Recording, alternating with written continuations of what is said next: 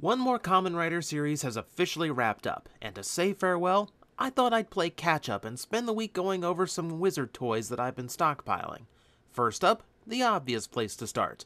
The last DX toy they ever made. Wait, what?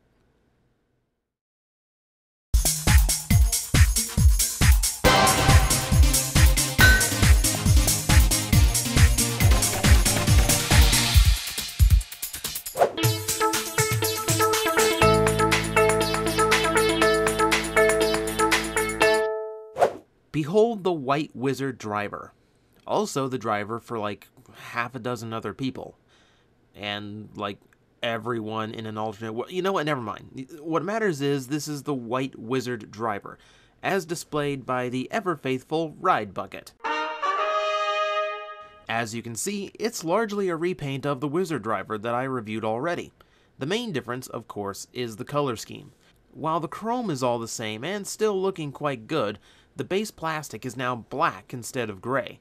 While this dulls some of the details originally painted in silver, it also really makes the chrome pop, and for such a small change really gives the two a different feel. Then naturally there's the trim of the hand, which is now metallic red rather than chrome gold, which solves my issue with how easily worn that chrome was on the original.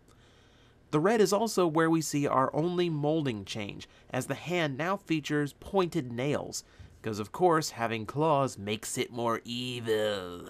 The rest is pretty much the same story. The belt strap and clasp have been recolored black, but again, aren't changed.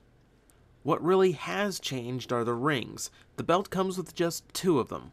The first is his henshin ring, cast in translucent orange, which, just like the Styles rings Wizard has, features a flip-up visor so it can hide as a normal ring. Can't help but notice the gemstone has a much more crude cut to it than Wizard's, which seems to be the theme to anyone using this belt to transform.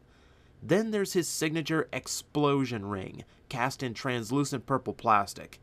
This one does not impress me.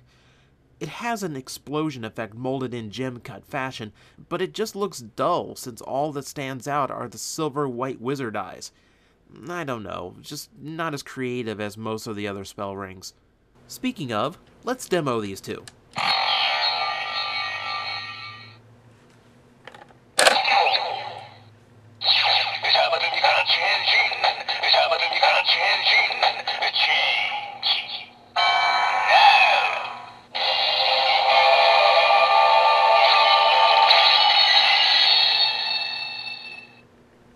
The henshin noise I do really like. It has a more powerful magic sound without the chanting of Wizard's rings, and as a generic noise, keeps the ambiguity of his character intact. We also get to see the new molding inside the belt for White Wizard's emblem, as well as the more commanding driver voice, which I really do like. Now for his attack ring.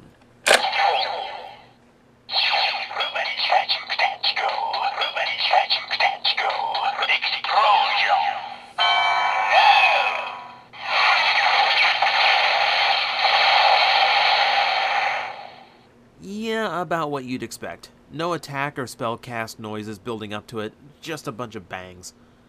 And that's it. On its own, that's all the belt does. Now, if you recall, I wasn't really happy with the limited effects the Wizard driver came with, having only 3 rings included. That said, you could still get 2 henshins and 3 variations on his kick strike right out of the box. Here, 2 effects. That's it. Same retail price. This is not good, and it is by far my biggest issue with the belt.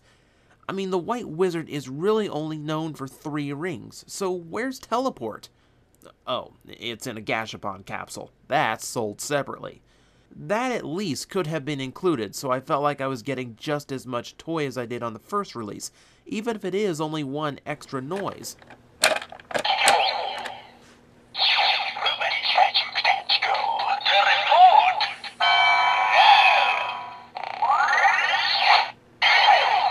This is just a letdown, as it would take a lot of mini purchases to make this belt really worth getting.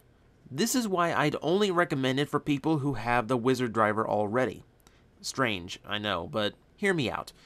The most fun you can have with this belt is going through an existing collection of rings and finding out what they all sound like with the more evil voice, and finding which ones have new names in the driver.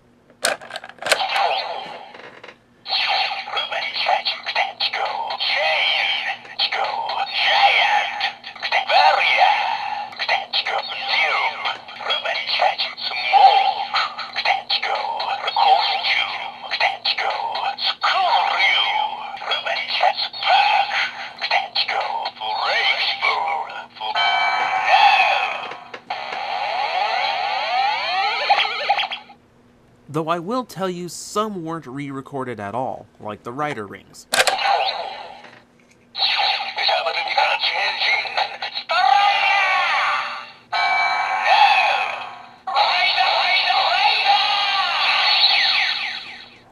Likewise, the Pla monsters were made generic.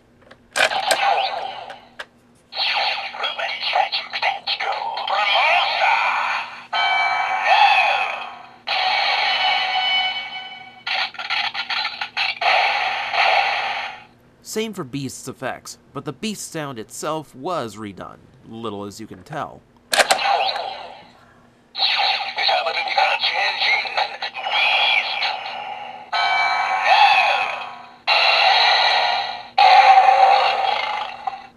The biggest change, though, are Haruto's style rings. All have been renamed to sound more powerful, though the behavior is the same.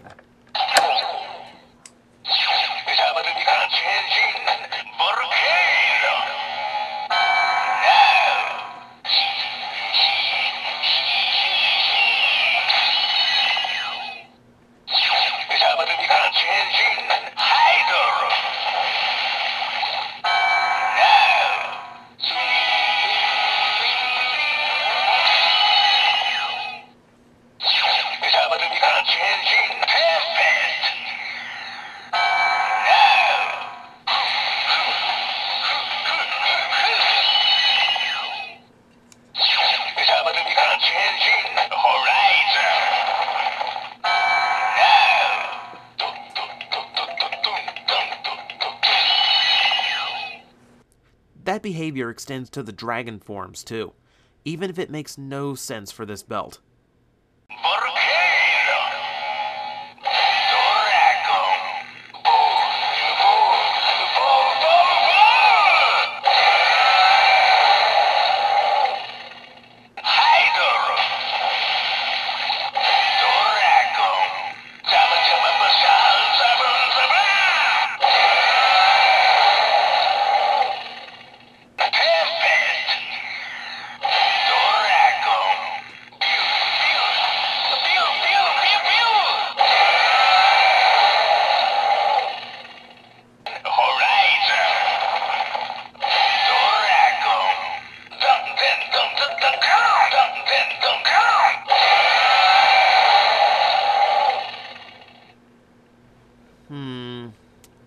Now I'm curious.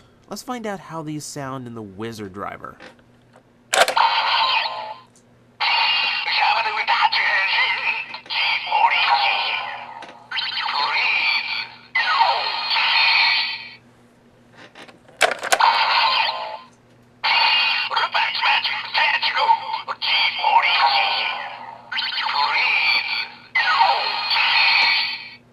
The Origin. That's a creepy noise. Kinda like it. Oh, and I should mention, all the finishing move rings work the same way too, and have some unique noises to them.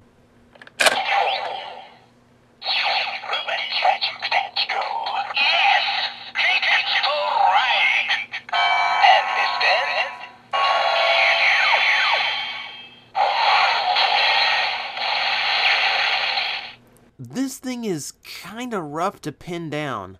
Yeah, there's a surprising number of renamed rings, which give them more use, and it's a very cool voice. Except the belt only comes with 2 of its own, and they don't play well with other rings. Here's the trick. What made the Wizard Driver's rings special was how they interacted with other rings, so just getting a new style ring added multiple new combinations. For the White Wizard Driver, you're looking at a premium price for its limited release, plus the cost of those 3 rings just to match the versatility of the original release. It's going to be hard to buy this on its own and get your money's worth. You've got to really love the sounds the toy makes. But if you already have a big collection of rings to try it out with, I'd say this is a good purchase. It'll make that collection go a lot farther. So this is a repainted toy I'd recommend if you already have the first release. Yeah, that didn't even look right in the script. Basically, it's a great toy. It is the same toy as the Wizard Driver, but with a much more serious attitude. It's just going to be really expensive to get your money's worth. And that still doesn't sound right, but it's all I've got.